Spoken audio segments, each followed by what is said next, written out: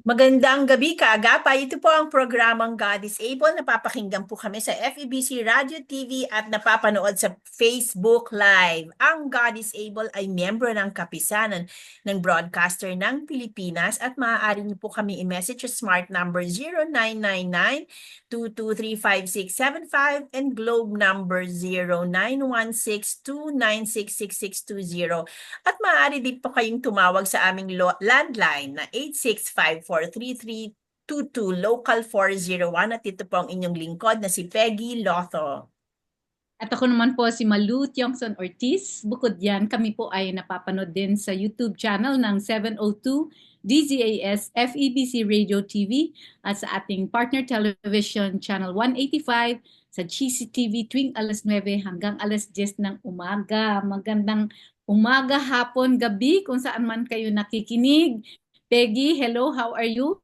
I'm doing good. How are you? Okay naman, ako, Holy Week na naman at syempre ito ay magandang panahon para sa atin mag-reflect, di ba? Mm-mm. So, pero bago tayo mag-start, Peggy, baka merong mga nakikinig na first-timers, katulad ng ating guest dito, Mm-mm. first-timer mo. Mm-mm. Ano nga ba ang God is Oo, Able? para sa mga nakikinig, ang God is Able po, ay matagal na po kami, 12 years na po kami na nagpa-partner sa mga Christian churches dito po sa buong Pilipinas.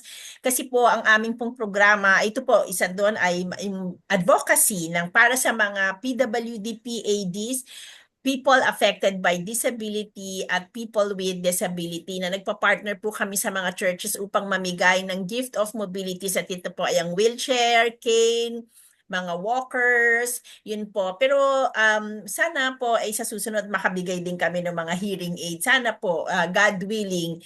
Yun po ang aming ginagawa. At gumagawa rin kami once a year ng family camp na pwede sa ating explain ni Malu yung family camp. Yeah.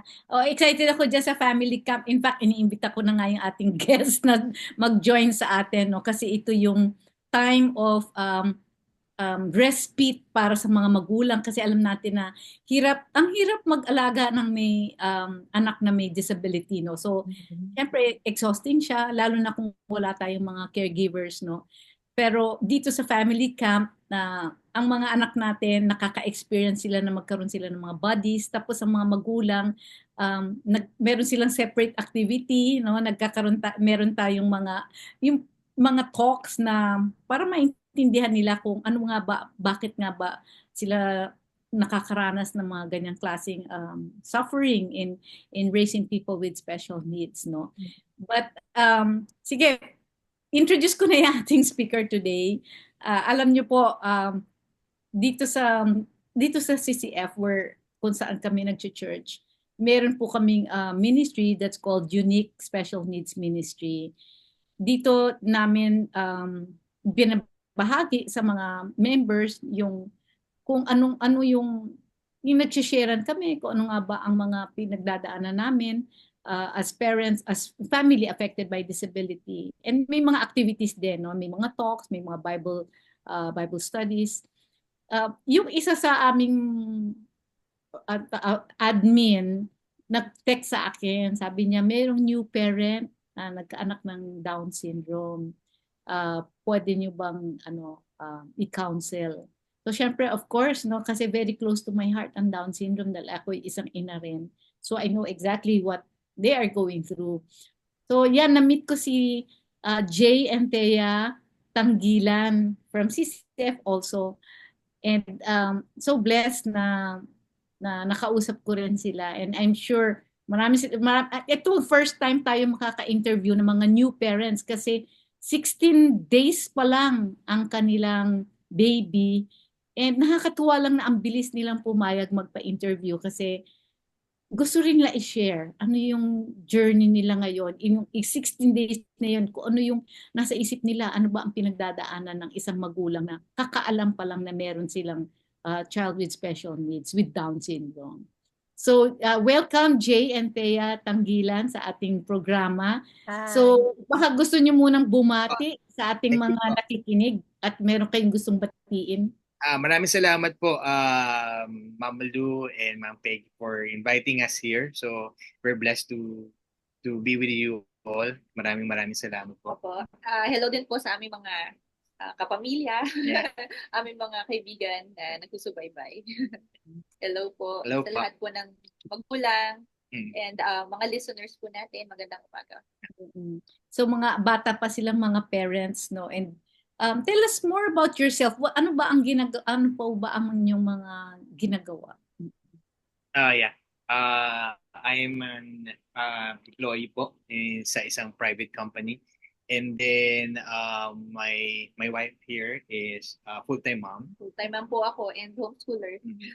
And then actually she decided to be a full-time mom kay David pa, no? Opo, sa aming panganay. Na anak ko. Ano na siya, magsi-6 na siya. Yeah. So yun po. So are you homeschooling, Thea? Opo. So nice, yeah. So okay, so yung condition po ng inyong anak ay Down syndrome, no? Ano yung, can you just share with us, paano na i-share sa inyo ng mga doktor yung condition ng anak ninyo at ano yung naramdaman ninyo? Okay po.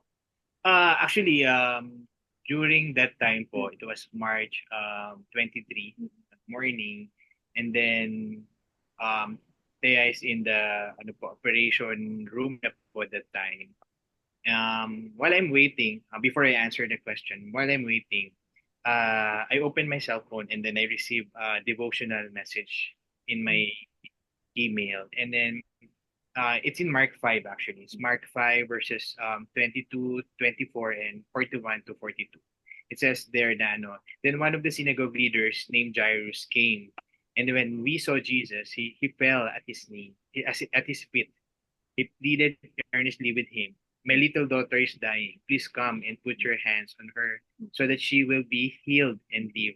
So Jesus went with him. And then pag titignan po natin yung verses 41 to 42, sinabi po doon na he took her by the hand and said to her, "Talitha kum," which means, "Little girl, I say to you, get up."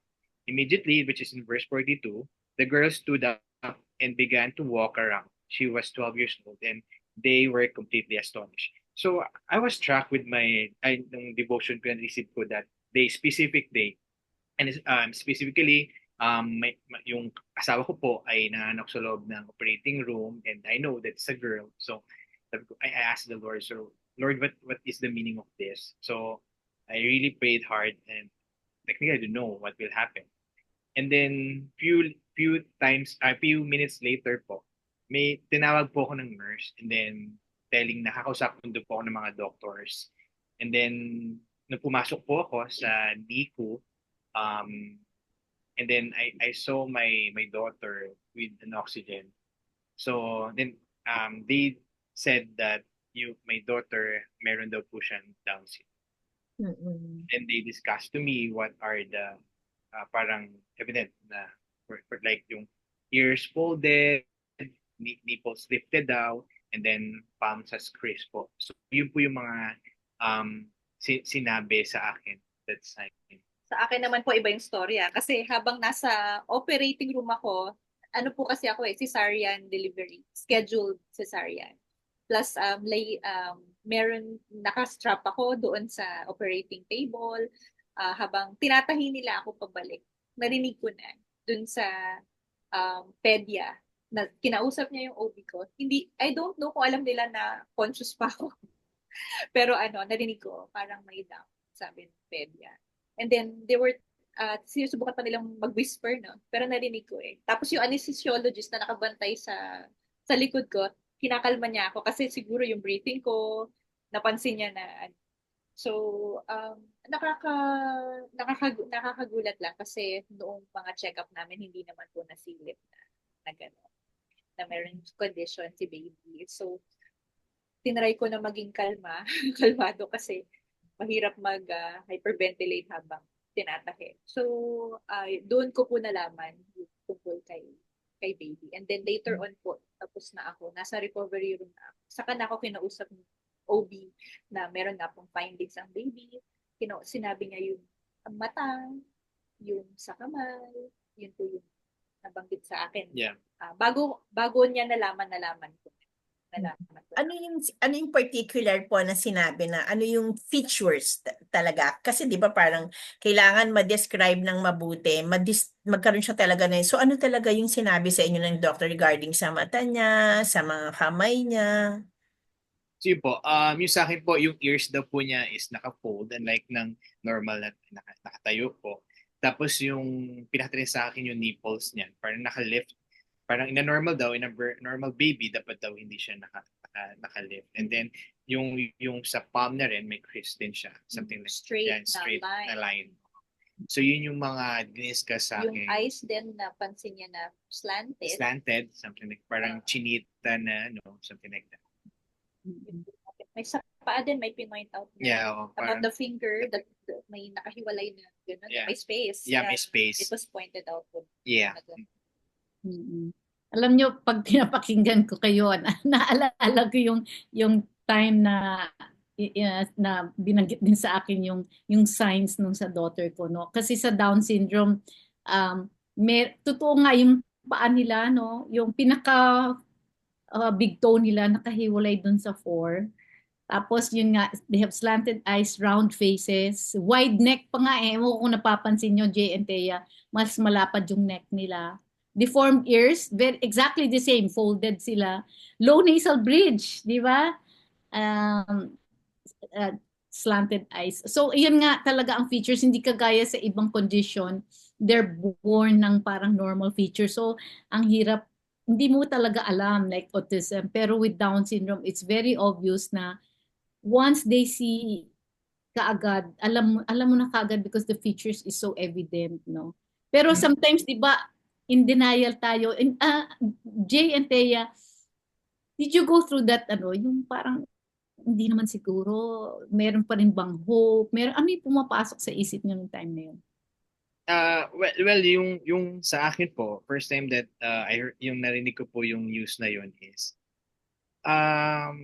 hindi ko ma-describe yung feeling eh. Even parang overwhelmed ako with information kasi at first, wala pong kilala na friend or family or someone that meron pong pares na ganung condition.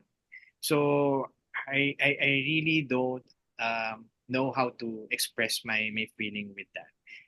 Pero it come to the point that when after nga po nun, we discuss with the doctor, umakyat ulit ako sa room where we're in, naka-check-in po sa hospital, and then I cried. Sabi ko, Lord, bakit parang bakit po ganun, something like that. And inisip ko din na pwedeng baka probably mali din po sila or something.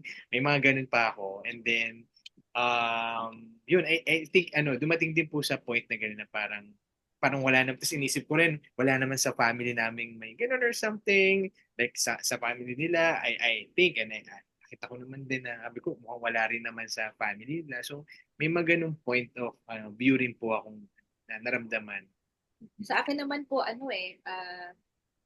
una, na-shock po ako. Tapos, yung feeling ko na, parang nanaginip lang ba ako? Totoo ba to? Ito ba yung reality? Ganyan. To the point na nung nakita kami, hinatid na ako from the recovery room papunta po sa aking room sa hospital. Nagtitigan lang kami sa mata. Wala kaming sinabi sa isa't isa. Yeah. Parang, it was the tears that spoke between the two of us. Parang ganyan. Kasi, we were never prepared for something like that. Yeah, kasi nung nag-scan si baby, wala naman po talaga. Walang nakita. And we were told po, wala pong worries. We were told na nothing to worry about. So, yeah, meron ding sinasabi rin na it happens to older women, no? So, sometimes daw it happens pagka mas may edad na sa panganganak, no? Pero it's not always the case kasi like for me, I was 26, no? And you are older, no? So, hindi rin eh. Di ba, pag handpick ni God, pag gusto ni God, He will give it to anybody who is capable of taking care of the child. Peggy? So what are po yung mga iba pang test na gagawin to confirm, or did the doctor already confirm dito yun na talagang yun na, or meron pa pong bang mga test na gagawin? po. We were suggested po to get karyotyping Karyotyping, yeah. test kay Mhm. baby. Um, para po ma-confirm na. It's like a confirmatory test daw po eh, sabi nung doctor, nung Mm. head nung ano ba yun? NICU? NICU, Head nung yeah. NICU, yeah. And then they suggested places kung saan po namin Yeah. pwedeng makuha yung testing na yun for baby. And then meron din po aside from that confirmatory test po, meron pa po kasing medical issues din po si baby lumabas. Like nagstay pa po kasi siya sa NICU ng 7 7 days days. pa. Yung sa pneumonia niya kinailangan pong matreat. Kailangan din po naming mag follow up testing again kasi meron siyang deficiency po, yung tinatawag po na G6PD, something daw po sa dugo Blood. niya, opo. And then yung pong yung sa heart din po niya, nag-consult po kami sa cardiologist, pediatrician. Kasi po yung butas po na dalawa, Yeah, hindi pa po two. nagsasara. So may mga ganun. And sa ophthalmologist na pediatrician, kailangan daw po namin din siyang patingnan. Although hindi naman daw po rush yun. Kasi sometimes ang bata na may Down syndrome, may challenges po sa vision. Mm. Sometimes may ganun daw po sila. So yun po yung mga recommended na testings kay baby. Yeah, totoo yan, no? Meron silang parang chromosomal test na chine-check kung, kasi I think there are 3 kinds of Down syndrome, di ba? Meron yung mosaic, meron yung trisomy 21, I forgot the other one, no? Pero, na-identify na ba kung trisomy 21 yung trisomy 20, kasi di ba pairs ang ating chromosomes, di ba? Pero yung pinaka 21st na chromosome nagiging 3, may kumakapit, kaya naging 3 siya. Yung mosaic naman, yung parang half lang, parang 2.5 lang yung chromosome. So parang minsan mas normal yung features nila. Na-identify na ba yung baby ninyo kung ano yung kanyang condition? Wala pa pong kinonfirm kung ano po dun sa 3 yung kanyang condition. That's why we will take the karyotyping. Actually, today po, after we'll go to test. We'll go to the sa test. UP National Institute of Health po. I'd like to ask, no, kasi nung sinabi mo kanina, Miss Thea, na bago ka ipikit mo yung mata mo na nanganganak, sinabi na ng doctor, narinig mo na. So initially, as a mother, how did you feel talaga? Kasi syempre, narinig mo na tapos groggy-groggy ka pa nun, di ba? So ano talaga yung naramdaman mo? Kasi imposibleng wala tayong maramdaman di ba? Ano yung naramdaman mo? Actually naluha ako dun sa table pa lang, naluha ako dahil naawa ako kasi meron na siyang ganon from the beginning. Kumbaga though hindi pa naman ako masyadong nag-research about Down syndrome, psychology graduate din po ako, kaya somehow meron po akong inkling kung ano po yung syndrome na yun, that it is also it will also require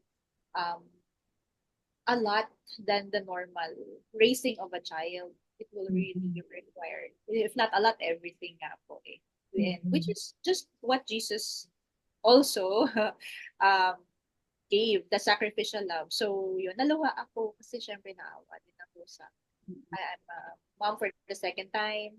Naawa ako sa kanya kasi may condition siyang gano'n. Nalungkot din ako kasi meron, to be honest, meron akong mga dreams para sa kanya.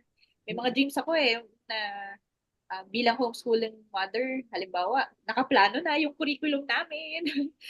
May daughter ako, so yung mga books na pang daughter na binili ko na, nasa shelf na lahat. Pati yung child training, nandiyan na kasi iba po ang treatment natin sa son compared to raising a daughter. So may mga ganun na ako. Pero meron akong feeling na parang may nawala sa akin. Pero as it sank day by day, parang ang pinahiwatig naman ng Diyos sa akin ay yung feeling ng loss na na-experience ko ngayon is loss ng dream lang. Yung dream ko. Pero God is replacing it with another dream of His, another plan. Kumbaga, parang may divert na road. Ganun.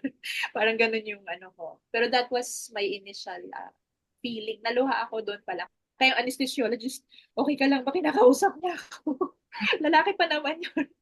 Kinakalma niya ako. So, yun po yung ano. And umiyak ako up to my recovery, up to my room. Iyakan lang kami mag-asawa. Pero ano naman, we still know at the back of it, God is still in control. Mm-mm. Yeah. Alam mo, relate na relate ako sa kanila, Peggy, sa kanilang mga feelings, no? Pero yung ano, minsan kasi yung pag nakita mo na yung bata, parang ang cute-cute nga ng baby ko, sinasabi nilang may Down syndrome ito. Di ba? Parang meron kang feeling na gano'n na in denial, no? Na-feel mo ba yon nung first time yung hinawakan yung bata? Naramdaman nyo ba na parang di naman siguro? Actually, ngayon po namin yung Yeah, ngayon nararamdaman. po namin nararamdaman. 6 Ini-examine namin siya. Yeah, parang, Nasaan dito? parang di naman yan. May ganon, may mga ganon. At the same time, we're also dealing with the truth of what was said about her by medical professionals naman. Yeah. So, may ganon kaming mixed, mixed experience. Ngayon, week po namin nararamdaman. In Yeah. our second week. Second ngayon, week. ngayon nagsisink in yung mga ganong thoughts. So, Yeah. Kasi Yeah. bagong-bago pa lang, imagine 16 days, 'di ba? Yes. And pero now, parang 'di ba, well, parang naano ko dun sa when Jesus was in the Garden of Gethsemane, parang ganun yan 'di ba? Na pero 'di ba dun sa kanya sinabi niya when he's about to suffer, nararamdaman niya. So syempre kayo bilang parent, dahil sinabi na sa inyo na ganun, ano yung naiisip nyo na minsan may worry ba kayo in the future? Meron ba kayong mga agam-agam? Kasi alam niyo na yung sitwasyon ng anak niyo pero malayo pa kasi nasa 16 days pa lang kayo. So ano yung mga naiisip nyo? Well, for me po, as a father, iniisip ko syempre, of course, yung like, paano siya pag nawala kami? Iniisip ko, like, kaya niya bang mabuhay mag-isa? Something like that.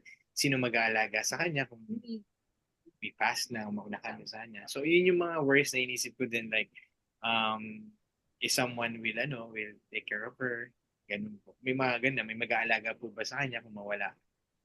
So, may mga ganung rin po. Yun yung mga worries ko, definitely as a father ng aking anak na babae. On the material side of it, of course, fathers, they're the providers. We also discuss paano yung medical needs, paano po yung provision. May mga ganun kaming discussion kasi we really did not prepare for it. Yeah. Tulad po ng panganak ko, ito lang yung amount na save, ganyan. And then yung nagstay siya ng mahaba sa NICU kasi kailangan po niya ng treatment. So, pero by God's grace, nag-provide naman ang Panginoon. Yeah. Kahit hindi namin pin-repair yung factor na yun, yung external factor na yun. Bukod pa dun sa mga inaalala na nabanggit yung asawa ko, para sa akin, ang ano ko is, maintindihan ba niya yung gospel? Yun naman yung ano ko. Paano ko ma-explain yung relation, yung si Jesus sa kanya, na Lord, sana meron siyang capacity na maintindihan po niya, na ma-enjoy niya yung pagkakakilala sa inyo. Di ba? Meron akong ganun. Ngayon, iniisip ko yun eh. Kasi, yun nga, may panganay ako. Ganun din yung training ko sa kanya. From the moment na lumabas siya, puro Jesus na yung narinig niya. Wala nang tigil yun. Everyday yan. Kasi nga, train up a child eh. So, Lord, paano po pagdating kay Kizzy? Kizzy ang name niya. May baby. Kizzy, So, yun na naman yung inaalala ko talaga. Yun. Yeah. Yeah, well, yung fears ninyo is valid, no? It's very natural. Nakakatawa nga kasi ang layo ng iniisip natin. 16 days pa lang iniisip na natin yung mahabang future, no? But it's very natural. Ganyan din ako kasi. Pero praise God na meron siyang kuya, no? Kasi I'm sure by this time tinetrain niya na yung kuya ang responsibilities mo paglaki mo ganyan. How does the kuya feel about his sister? Well, actually po my wife still pregnant pa lang po siya that time. And then yung si David, yung nga po yung kuya is kinakatahan niya na ng songs. Tapos, pinabasahin na rin ng Bible. Marinig ko siya, nearer my God to thee Dear yung my God, kinakanta niya. yung mga ganun. Tapos, Jesus loves the little children. Yung mga, so, sobrang excited po talaga si David, our eldest.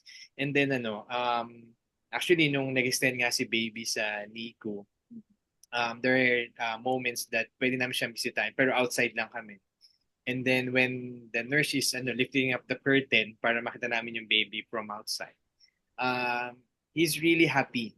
Tapos he's really saying, "Hi, Kizzy!" So he's always doing that. Tapos natutuwa nga sa kanya yung mga nurses. It's very sweet. Tapos Dinalhan pa niya ng Bible book. Bible book, Binasahan. binasa niya pa. Nasa bilang window siya pero binabasahin niya. Tapos when by God's grace, when time comes na dinala na po or uwi na po namin si Kizzy, he's really happy. Tapos sobrang niya is kinikiss niya yung sabi namin, toast lang muna, just sa toast ka lang muna mag-kiss, so ganyan. Tapos that day and that night also, first night ni Kizzy, before po siyang matulog, he said it to us na this is one of my happiest day of This my is the life. Best day ever. Nung una, ay uwi na Sabi niya, naiuwi na yung baby. Tapos, every morning, kapag po gumigising siya, dumidiretso siya dun sa room ni Hindi na Kizzy. siya sa akin dumidiretso. Kay baby siya Yeah, dumidiretso. tapos sabi, "Good morning, Kizzy." Tapos, lately lang po, tinuruan din namin siya na you pray with Kizzy. So, yeah, he's praying with the, alam niya rin po kasi, like, yung 2 holes, alam niya yun. So, they're praying for the healing. So, something like that. And, he's really happy. He's really happy and loving, din.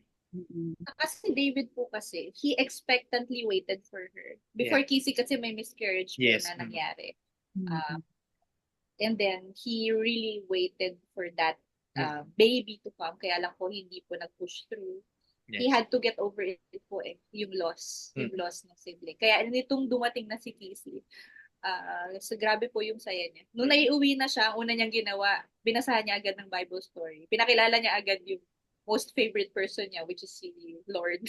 Pinakilala niya agad. So, kita mo na nandun yung din niya, heart niya to share Jesus to the sibling. Tapos yun nga, nasa tiyan pa lang, bukod sa kinakantahan niya, kinakausap niya, nagdo-drawing siya, dinodrawing niya na si Kizzy, si Mami Buntis, ito yung tiyan ni Mami, ito si baby, ganyan, puro baby and me. Tapos may mga love letters siya. Yes. Baby, I love you, get well. May mga ganun siya na letters kinolect ako kasi sa dami. Sa dami, everyday yata may letter siyang sinusulat kay baby. So, ganun siya ka-excited and ka-happy na meron na siyang sister. Ang ganda, no? I mean, just listening to you, we can really sense how godly parents you have been to your son, no? And ang ganda lang ng niya, yung no sign of jealousy or what. Kasi for others, di ba, minsan pag merong panganay, tapos lalo na yan, girl pa, tas special bunso siya, tas special needs siya. Pwedeng, yun, kalaban ko to sa attention, pero you've raised this boy in a very godly way that the love is overflowing doon sa kanyang kapatid. No? How old is he? He is turning 6 po this May. This May po. And then I just wanna share din po, naalala ko nga, when times that na buntis pa rin po si Thea that time, we tend to walk to near a park from our village, across the village lang. So we go to the park. Just pag uwi siya, magpipick siya ng flowers. It's always 2. And then I will ask him, why it's 2? Sabi niya, 1 for mommy and 1 for Kizzy. 1 for baby, 1 for Kizzy. So, tapos lagi niya binibigay, when we come back home, binibigay niya, mommy, this one for you, this for Kizzy. So, yeah, ganun po talaga how thoughtful he is. Ano po yung mga therapies na kakailanganin niya? Ang sabi po sa amin, eventually pagpatak po niya ng 6 months, kailangan daw po niya mag-consult sa developmental pediatrician.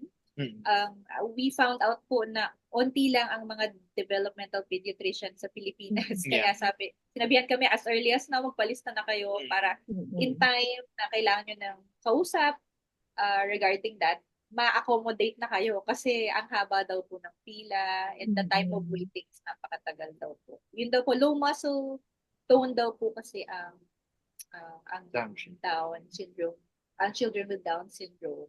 So, yun po yung ni-recommend sa amin na in the near future, yun po. And then, aside from that, yun pa lang naman po eh. We have to watch out daw po the The heart. heart. We have an upcoming 2D echo on the 6th month also Yeah. to see if nag-close na po yung dalawang butas na nabukas pa rin. Yeah. So, we're praying po na sa pagkilos ng Panginoon po doon. So, Yung ang people with Down syndrome are prone to may mga heart defects sila no? At saka yung physically low muscle tone, para silang yung naalala ko yung pinakita nila yung anak ko na nung binuhat siya sa tiyan, nakaganon yung body talaga. Hindi lumalaban yung muscles niya, hindi tumataas yung ulo no.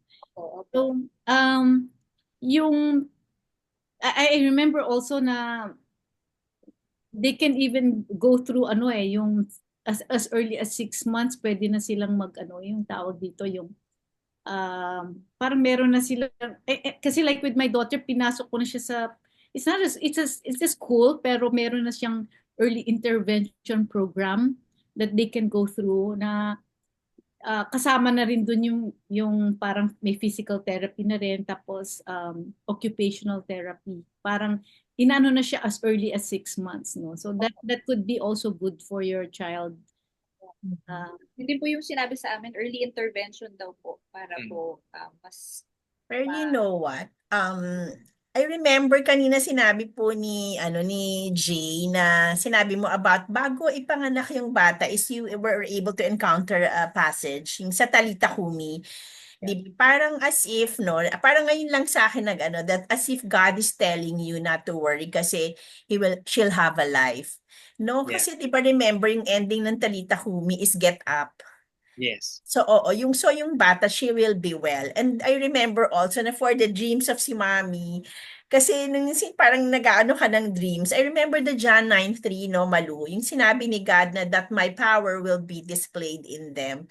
So, kung Right. titingnan po natin kasi, if God has been talking to us and we know that that we can also talk to our Lord Jesus, mahalaga na makita natin yung mga promises niya. Kasi parang, alam mo yan, may promise na ang Diyos kay Daddy, may promise na, kasi bago pa ipanganak, na-encounter niya yung verse na yon. So, ako parang nakikita ko lang ngayon, na parang sinasabi ng Diyos na do not worry. No? That the future is already settled. Kasi yung promise binigay na eh. Nakakatuwang isipin na na-encounter mo na yung verse na yon bago mo pa malaman. Yes po. So ikaw kung ngayon how do you feel about it na kinausap ka na ng Panginoon? Yeah, actually, sobrang I praise God. So that's my word. Kasi, to be honest po, before the last quiet time that I had, before na i-rush po namin si Thea sa hospital, I was in in Joshua and Deuteronomy to be exact. And then yun na po yung shifting na magiging leader na po si Joshua. So binigay na po ni parang sinabihan na po, binlas na po ni Moses, si Joshua na ikaw ni maging leader, you will lead the people of Israel dun sa promised land na binigay ng Panginoon. Pero ang sinabi niya, be strong, courageous, do not be afraid, for I am with you until the end of your age. May ganung message. So actually, when I read that, sabi ko, Lord, what is this? Kasi it's really struck me during my quiet time. So sabi ko, I was thinking it's about my work or something, what will happen? Kasi that time, I will go to office, something like that. Pero wala naman nangyari. So sabi ko, okay, Lord. So, pero it is in my mind. It's in my heart. So what's happened? What is this, Lord? And really ask. Tapos yun nga po, time comes na nangyari na March 23, yun, nanganak na si Thea. Tapos na-encounter ko pa po yan sa Mark 5. So it's really, overwhelmed me. It's really, it's really, a thing na makita natin that our God is alive. He is very personal to us. We don't know To be honest, us also, we don't know the future comes. But as long as we know that God is speaking to us, and we know that He's real, He's alive, and His word never failed, diba? So we're holding to that word. And then we know that, again, he said, I'll be with you until the end of your age. Praise God din, aside from yung God's word, binigay kay Daddy, meron din ako actually, hours before I contracted yung quiet time ko. Kasi sa madaling araw po, gising na ako lagi eh. While the labor, while the birth is getting near po, lagi na ako gising sa madaling araw. So, sabi ko, sige, mag-quiet time muna ako. Kasi nga, may nararamdaman na akong kakaiba. So, nag-quiet time. Yung sa akin naman, nasa Acts naman yon. Doon sa part na si Paul and the shipwreck. Paul and the shipwreck. Diba? Ita-transport nila si Paul somewhere eh. And then, dumating yung storm.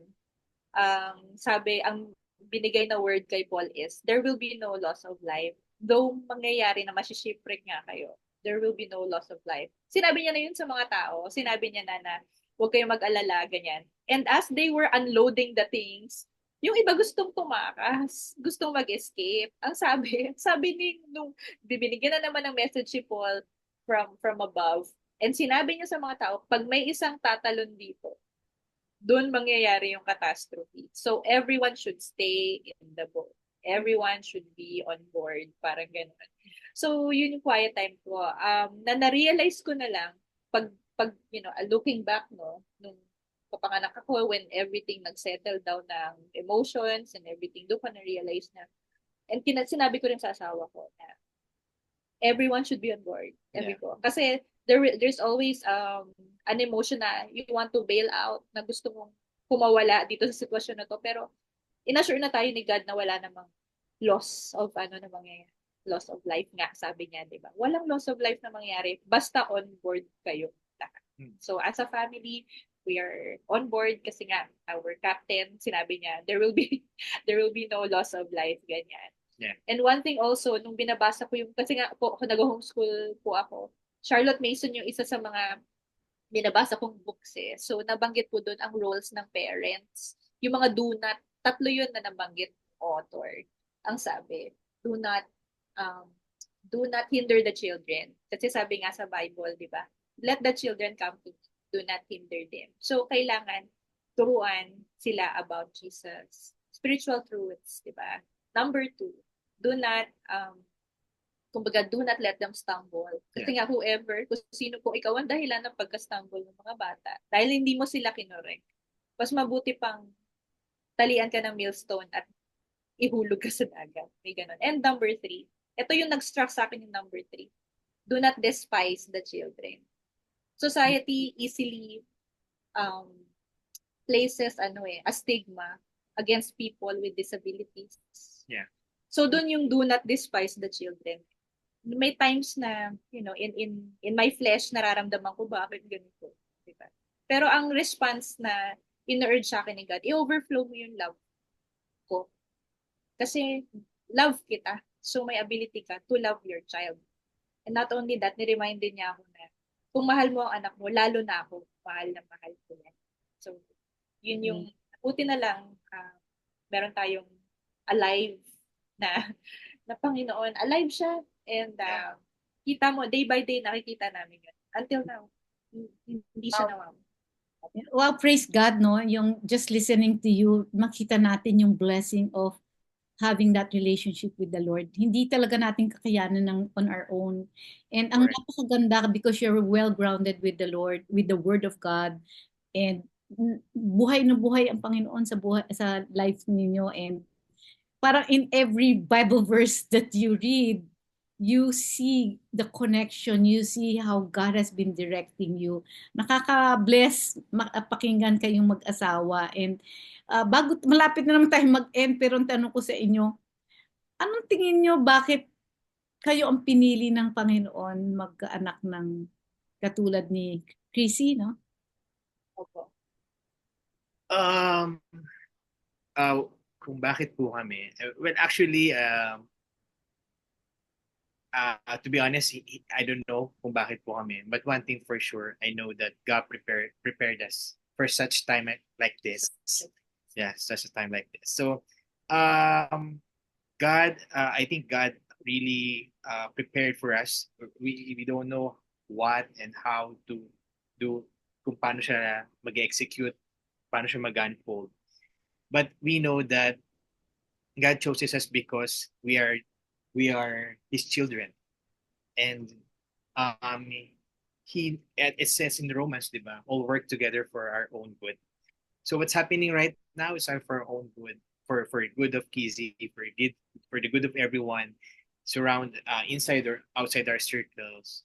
So because we know that God is good, so it's really boils down to who He is.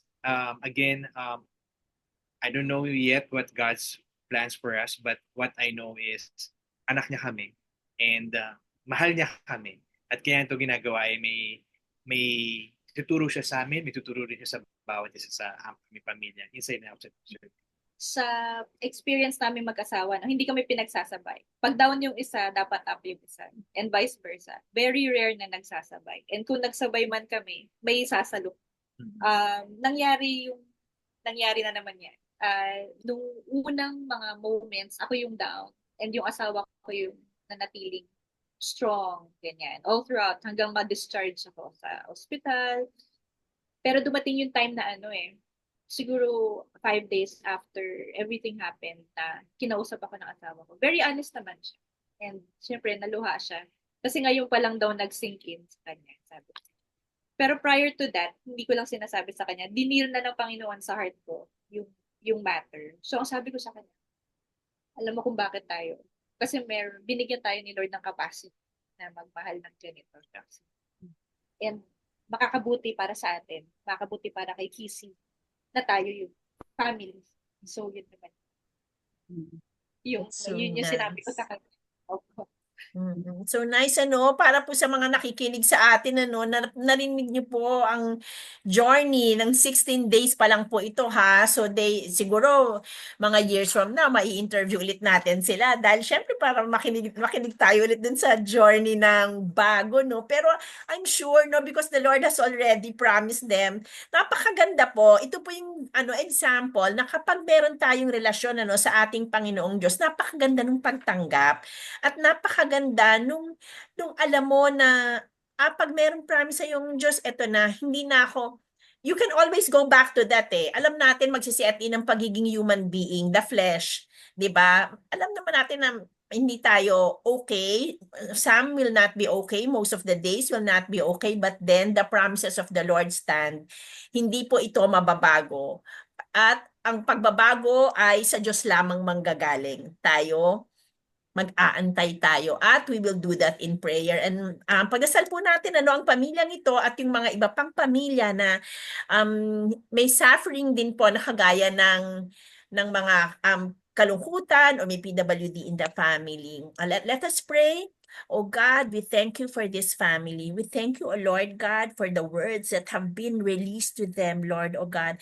Particularly, oh Lord God, that they should be courageous, oh Lord God. Lord, yes, the battle is not easy, but the battle is yours, oh God. Lord, no life will be lost as you have promised, oh Lord God. Thank you, Jesus, that you are such a loving God, that you are a God who knows what to do, oh Lord God, that you are so sovereign. Lord, bless them, and also, Lord, oh God, to those families, Lord, oh God, na nakikinig po, Lord, oh God, sa amin ngayon, Panginoon. Hari nawa po, Lord God, dun sa mga hindi nakakakilala sa iyo, Panginoon, ay makilala kanila, oh God. Marami pong salamat. Para po sa mga nakikinig sa amin at hindi niyo po kilala ang Panginoon at gusto niyo pong makilala at nagtatanong po kayo paano mag-umpisa, sundan niyo po ang panalangin nito. O Panginoon namin sa langit, patawarin mo kami sa aming mga pagkakasala. Tulungan mo kaming makaalis sa kung ano man ang aming kinahihinatnan na buhay na hindi ayon sa iyo. Lord, sa araw po na to, tinatanggap ko ang iyong anak na si Jesus bilang aking Panginoon at tagapagligtas. Tulungan mo po ako, banal na spirito, na lumakad ng tama kasama ang iyong anak na si Jesus. Salamat sa ngalan ni Jesus. Amen. Amen. Amen. Thank you. Ganda ng prayer. And napakaganda ng inyong sharing, Jay and Thea. Alam nyo, Peggy, yung how important it is to be in a relationship with Jesus Christ and to know the Word of God. Kailangan talaga binabasa natin ang salita ng Panginoon araw-araw kasi yan ang nagbibigay ng lakas sa atin. Hindi natin alam anong bagyo ang darating sa buhay natin. Pero through the Word of God, hinahanda niya tayo in the same way hinanda niya si Jay at si Thea doon sa pagdating ni Kisi. So, nakaka-bless. Maraming salamat Jay and Thea at Maraming salamat naman po. niya. Sige, baka meron pa kayong huling gustong ipahiwatig sa ating mga bago tayo mag-end. Sige po. For me, I want to say, gusto ko sabihin sa lahat po ng parents or anyone na that has a family members or anyone that has disability. Always understand that God is with us. So this is the verse, Deuteronomy 31:6. It says, "Be strong and courageous. Do not be afraid or terrified because of them. For the Lord your God goes with you. He will never leave you nor forsake you." So this is a promise of the Lord for us. And if we take a look at it, just to give the journey. But personally, God is telling me na in this kind of journey, you need to look how God used life of Joshua. So first, community. We need to have a community like this, or even a church or any church that we're in na may community like this. We need to connect with them because same thing with Joshua. If you take a look at it, si Joshua is assistant siya ni Moses. Moses is the friend of God. So if we are in the community, we tend to like really understand what God wanted to do, especially for the people na nauna sa atin in this kind of journey, di ba? And then next is we need to understand that the Word of God is, sabi nga ni Miss Maluhan, it helps us to understand what God's plan for us. And wag tayo mag-depart from it kasi it helps us to understand the wisdom that comes from the Lord. Step by step, day by day, moment by moment. That's how we really need this. It is a gift from the Lord that spiritual feeding every day, di ba? And then next is walking and clinging to God. If nakita niyo rin po si Joshua, nakita niyo rin po yung moment na after na nawala na po si Moses, he always seek the Lord. Meron nga rin po part na sabi niya in Joshua 5:13-14, now, then when Joshua was near Jericho, he looked up and saw a man standing in front of him, drawn sword with his hand. Joshua went up to him and asked, "Are you for us or for our enemies?" And then 14, sabi, neither, he replied, but as commander of army of the Lord have now come. Then Joshua fell face down to the ground in reverence and asked him, "What message does my Lord have for his servant?" So servant, so here I am, Lord. I'm willing to serve you. With this situation, I'm willing to serve. I'm willing to serve my child, serve my sister, to serve my brother, whoever they are. And last but not the least, you can see also the life of Joshua, that he did finish well. Why? Dahil na he gave part for yung mga land na pinaramis ni Lord. But at the end of it, saka lang siya pumunta sa place where he wants to go. So, finishing well and serving God and His people. We are here right now in order for us to glorify the Lord, to see the package of glory, to showcase, to showcase the love of God through these people, to our children, neighbors, or anyone, for them to understand that God really loves them. And at the end of it, it is for us to hear that God is really pleased to us and to hear the word of good, well done, good and faithful servant, come to the presence of your master. So it's really, it's really a very, very parang perfect word that we can hear from our master. And I know it's not easy. That's why we have community. That's why we have word of God right now. We're waiting for him, her word. And most importantly, our goal is to meet him and to finish well. And we will do it hand to hand, hand by hand with each other, and communicate with each other and to show love to each other. Amen. Praise God. Praise God for that. And that's why the God is able is here. Nandiyan ang unique special needs ministry, no? To work hand and to journey with you, no? So we're looking forward to interviewing you again. Yung journey ninyo, maybe I don't know kung kailan kayo ready ulit, pero I'm sure God has wonderful plans for the two of you, and praise God how you are welcoming this child with open arms and with a loving heart. So natatapos na naman po ang isang oras ng ating God is Able program, and maraming salamat Jay and Thea for thank you. Yeah, thank you for guesting at salamat dun sa mga kaagapay din natin na nakikinig ngayon. Ito po ang programang God is Able, Serbisyong PWD. Ako po si Malu Tiongson Ortiz. At ito po kami po ay napapanood sa YouTube channel 702 DZS Radio TV at ang channel 185 sa GCTV. At ako po si Peggy Lotto from Disability To to possibility. Possibility. Thank you. God bless everyone. Thank you. Bye. God bless you.